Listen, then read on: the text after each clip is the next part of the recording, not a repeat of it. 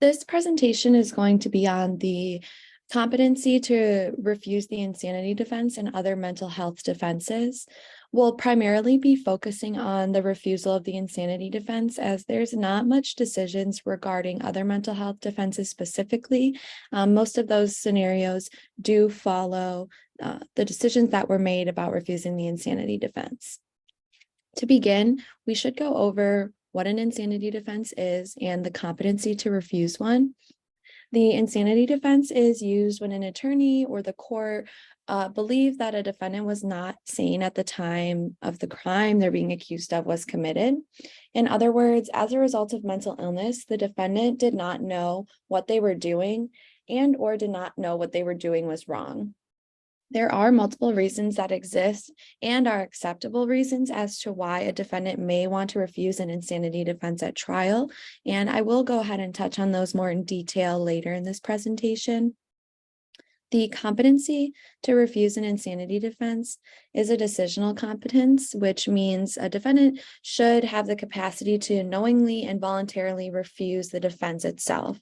The defendant must understand the consequences that may come along with waiving this kind of defense, and the standard for the competence of refusing an insanity defense is pretty in line with the standard of pleading guilty. The history of the insanity defense refusal and the ability to impose one against the defendant's wishes. This is a situation that for a long time went back and forth, and the courts were pretty indecisive about it, but now there is a majority decision that's followed, and I will touch on that. So to begin, Whalum versus the United States originally upheld society's concept of justice, and that is that a morally blameless person should not be convicted of a crime, and a judge should uphold that concept. This can be upheld by imposing an insanity defense against a defendant's wishes. The judge can consider interests of a defendant, but can rule against them in order to block a conviction of an essentially mentally irresponsible person, which is aligned with what society feels. However, later, Frendick versus the United States decided that a defendant's Sixth Amendment rights trump that, and they should be upheld and overrule society's interests. They quoted, "Respect for a defendant's freedom as a person mandates that he or she is permitted to make fundamental decisions about court proceedings, and this does include in terms of the defense that their counsel will be using." Whalum versus the United States was later overturned in a different case called the United States versus Marble, and Marble did cite the Frendick decision here.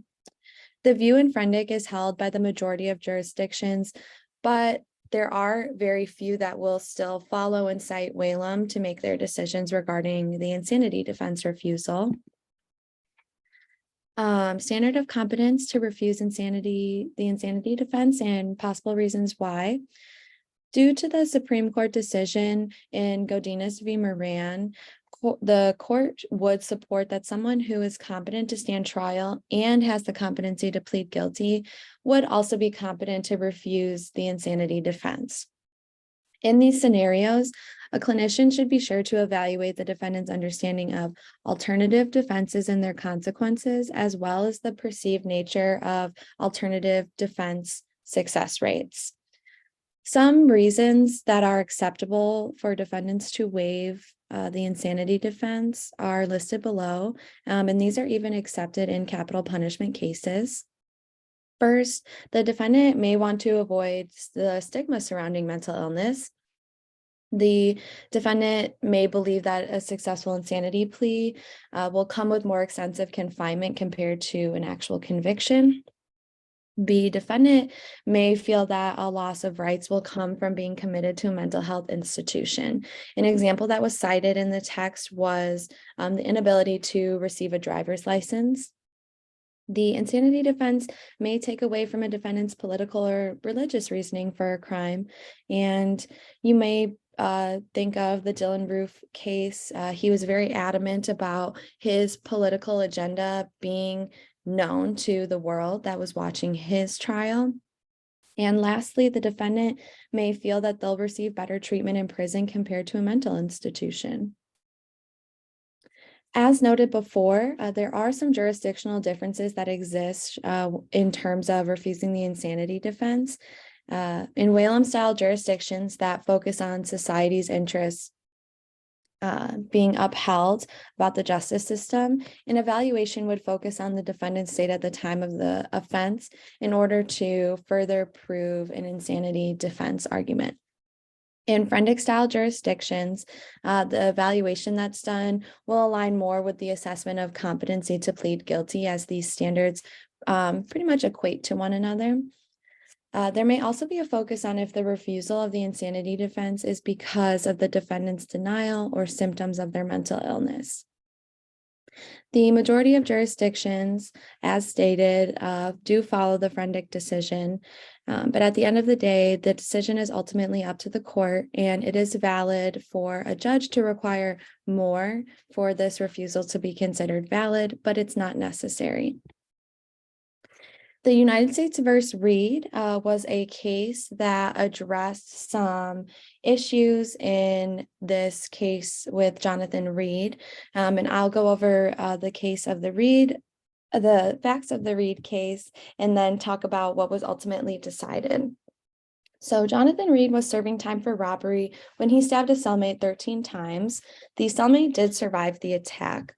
Reed claimed to have no recollection of the offense, and he did undergo an evaluation and was found incompetent to stand trial and was later committed to an institution for treatment.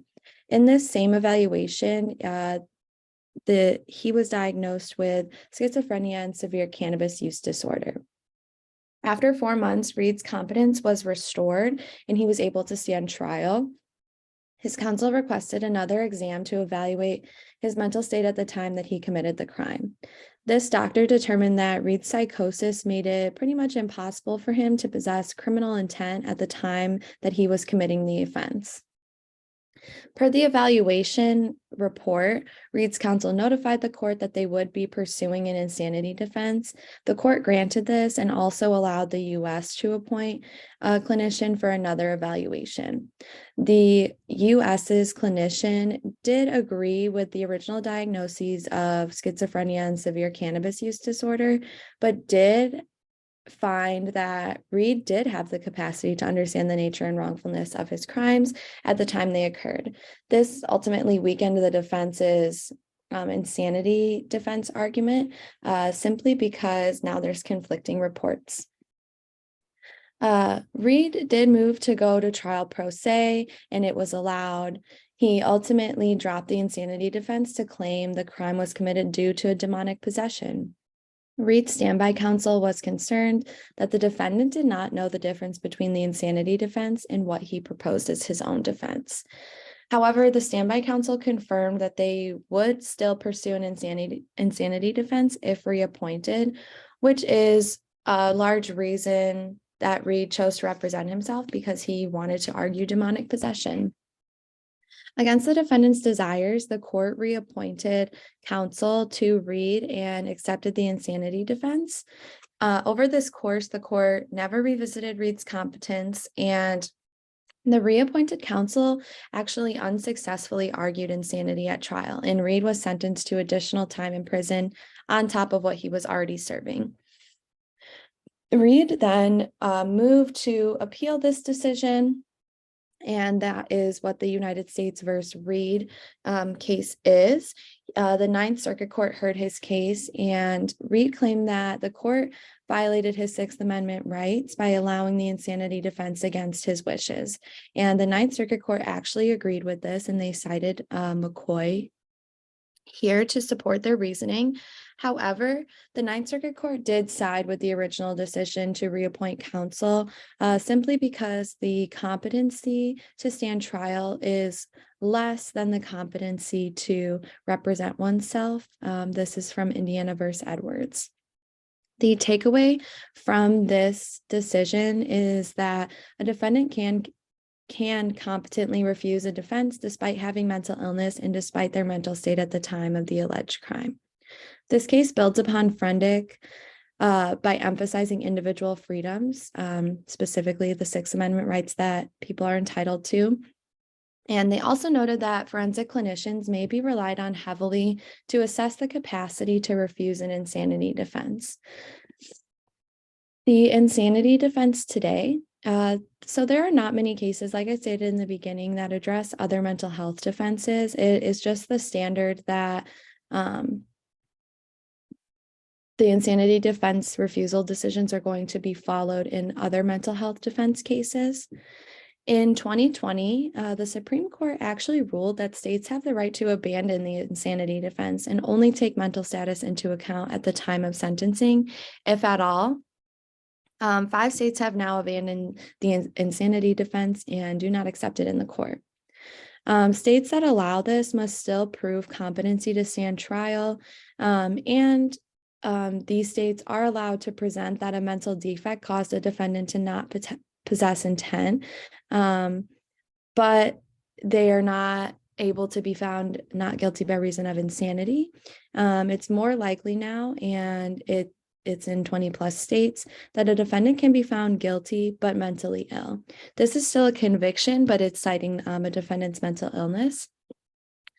Another surprising fact is that insanity defenses are not raised often. 1% of criminal proceedings use the insanity defense, and when they are used, there are many standards that must be met and presented to the court to make this a strong argument.